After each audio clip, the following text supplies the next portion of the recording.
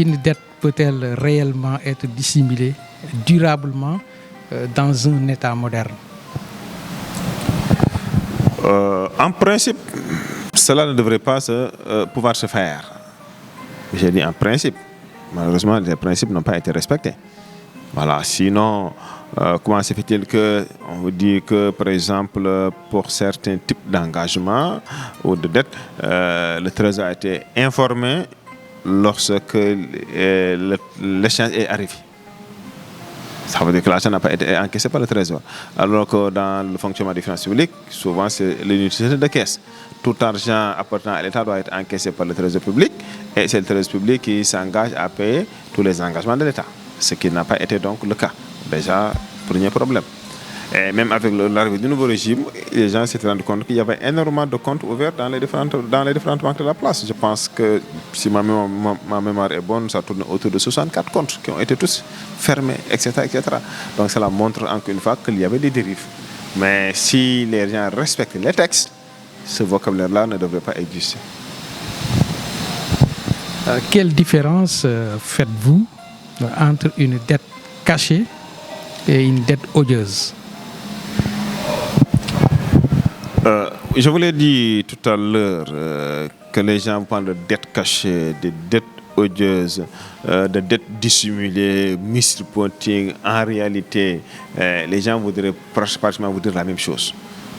Parce que c'est une dette qui n'a pas suivi le canal classique, la voie normale d'engagement de l'État, des pouvoirs publics. Donc, dans ce cas, on utilise certains qualificatifs. Vous savez, par exemple, dans le premier temps, le Premier ministre avait parlé de dette cachée. Après, le FMI avait dans son langage diplomatique parlé de dette dissimulée, etc. Encore de misreporting, et ainsi de suite. Voilà. Mais en réalité, les gens... Voilà, mais parce que tout ça c'est pour montrer simplement que vraiment ça n'a pas respecté donc la voie classique d'engagement parce que l'État dispose de services dédiés. C'est la direction de la dette publique. Les gens qui ne sont là que pour gérer la dette publique. Voilà, donc si ces gens-là ne sont pas informés, le Trésor qui est censé encaisser l'argent n'a pas été informé. Bon, certains vont plus loin en disant que s'il s'agit de dettes cachées, que certaines appellent dettes odieuses ou encore dissimulées ou misreporting, s'il y a changement de régime,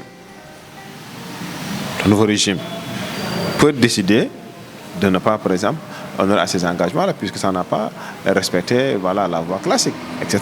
Il y a matière à débattre à ce niveau-là. Voilà. Mais dans tous les cas, c'est un engagement qui a été pris par le Sénégal, par des gens qui normalement sont censés disposer de pouvoir de s'engager au nom du Sénégal. Voilà. Après, maintenant, pourquoi ils l'ont fait? Ce qui est sûr, c'est qu'ils l'ont fait sciemment. Parce que c'est ça. Ça veut dire que s'il n'y avait pas de changement de régime, la probabilité qu'on en parle reste extrêmement faible. Parce que ceux qui étaient là savaient ce qu'ils faisaient. C'est ça la vérité aussi. Une dette non déclarée ou sous-évaluée peut-elle avoir des conséquences sur la crédibilité internationale d'un pays? Oui, dette non déclarée, dette sous-évaluée, cachée, dissimulée, odieuse, pratiquement ça nous rapporte toujours la même chose. Autrement dit, lorsqu'on gère des finances publiques, il y a des textes à respecter. Et si les textes sont très clairs. Ça veut dire que si les gens respectent les textes, on ne devait pas avoir de problème ni au niveau interne ni au niveau international. Parce qu'en réalité, les partenaires techniques et financiers souvent se réfèrent aux statistiques données par l'État, ce qu'on appelle les statistiques officielles. Voilà, donc un État souverain sans disposer de ces services dédiés, et on n'a pas à remettre en cause ces chiffres-là. Voilà, maintenant, si les gens, par des ambitions cachées ou je ne sais quoi, se permettent de donner à la place donc, des faux chiffres, effectivement, ça remet en cause la crédibilité du pays. Quel impact cela peut-il avoir sur les investisseurs et les partenaires financiers? Oui, ça peut réduire ce qu'on appelle la confiance. Parce que si vous traitez avec quelqu'un qui ne vous dit pas la vérité, donc il y a le problème de confiance qui se pose tout de suite. Voilà. Pour les partenaires techniques et financiers, c'est pratiquement pareil.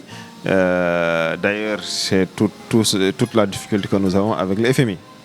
Voilà, qui a demandé à lancer un audit ensuite à approfondir même en prenant un cabinet privé, etc. Et à voir beaucoup plus près de cette situation afin que pareille chose ne se répète plus. Donc ça veut dire qu'il y a un problème de confiance qui se pose. Et depuis lors, ça fait 2 ans, le gouvernement du Sénégal n'arrive pas encore à recevoir les décaissements du FMI. Tout cela aussi est dû à ce problème donc, de dette cachée.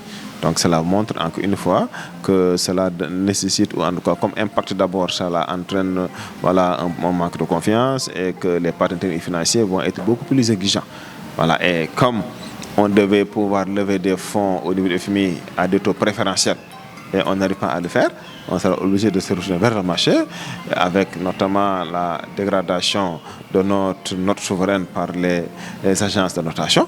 On se retrouve à lever des fonds sur le marché à des taux beaucoup plus élevés. Donc tout cela fait partie malheureusement des impacts.